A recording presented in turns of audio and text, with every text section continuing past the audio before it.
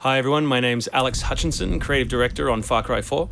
I'm Mark Thompson, I'm the Narrative Director on Far Cry 4. Nice to meet you. Nice to meet you as well, and welcome to Karat, our new fictional location. So in Far Cry 4, you step into the shoes of AJ Gale, who is returning to the country of his birth, initially just to scatter his mother's ashes before he gets caught up in what's essentially a civil war. Karat is a fictional place based somewhere in the Himalayas, inspired by places like Nepal and Bhutan, and a bunch of countries from that part of the world. So looking out there, one of the core things of any open world game, that sort of excitement and mystique and hope of an open world is, what is all that smoke coming from? What temples are out there? What secret locations? So we've peppered the world with different places to find, all of them filled with loot and secrets and collectibles and all that good stuff. And of course, the open world of Far Cry is densely populated with a variety of different animals, beasts. And also that's some kind of yak. I don't even know what that animal was. Yak, I believe. Is it a yak? With next-gen fur. Next-gen fur, that's true. Individually modeled hairs.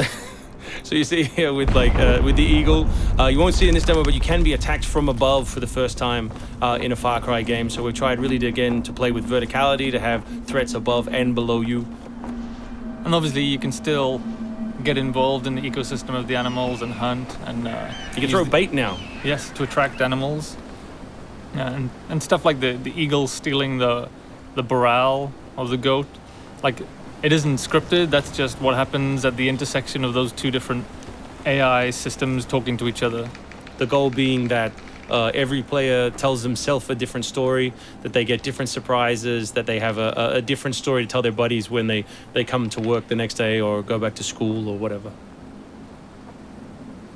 So there are a bunch of new tools in Far Cry 4, one of which you'll see here is the Grapple.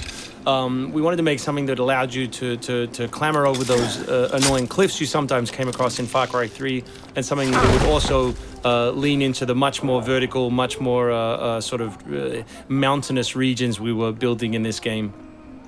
And that was a pretty simple example, but the level designers get pretty crafty with the setup.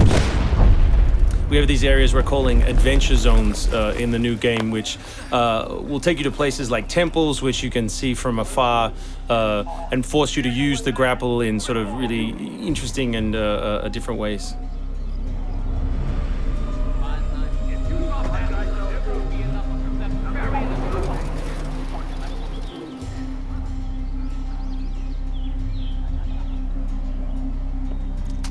The auto crossbow is a new stealth weapon that we've introduced for Far Cry 4. It adds a little more versatility than the bow did in Far Cry 3. Obviously it sacrifices the long range for rapid fire, but it's still a super useful stealth weapon. So this is one of my favorite bits. This if you look down when you're meleeing in the new game, you kick.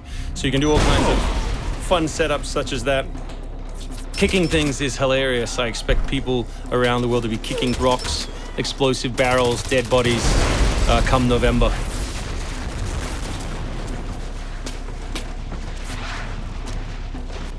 Our goal really was just to provide as many tools as possible, whether vehicles or animals or weapons or goofy stuff, and let people fit them together any way they want. Yeah, and we've snuck a few features in that fans of Far Cry 3 I think are going to be surprised by. Drive and shoot. Yes. So drive and shoot, obviously it's a bit frustrating to be chasing someone forever and have to sort of drive in front of them, pull over and wait for them to get out. So now in the vehicles you can drive and shoot with any one-handed weapon.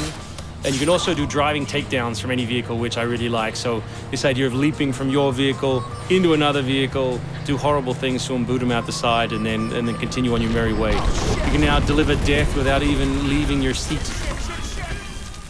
So wingsuit is still here, and it's really cool, as you see, and actually when the space became more vertical, it actually became more fun. The mountainous environment means that there's a lot more wingsuiting to be found. And hopefully you won't get it before the middle of the game. You will. Hopefully you will get it before the middle of the game. That's the current plan.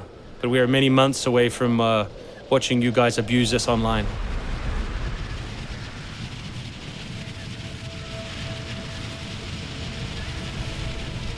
So here you'll get a look at elephants. Elephants are awesome. Probably my favorite animal in the game, weaponized in many different ways. You can drive them into a rage, watch them smash the other characters in the world, or you can clamber on top of one and drive it through the gate yourself. My favorite animal is the human animal. It's very Far Cry 2 of you, Mark. It's the shark of darkness. So co-op is a massive part of the new game. It's one of our big ways of opening up the open world and letting you play any way you want. So basically, when you ask your buddy to join, all the solo missions turn off, and you're left with all of the open world toy, the outposts, the fortresses, the towers, all the quests to play any way you want.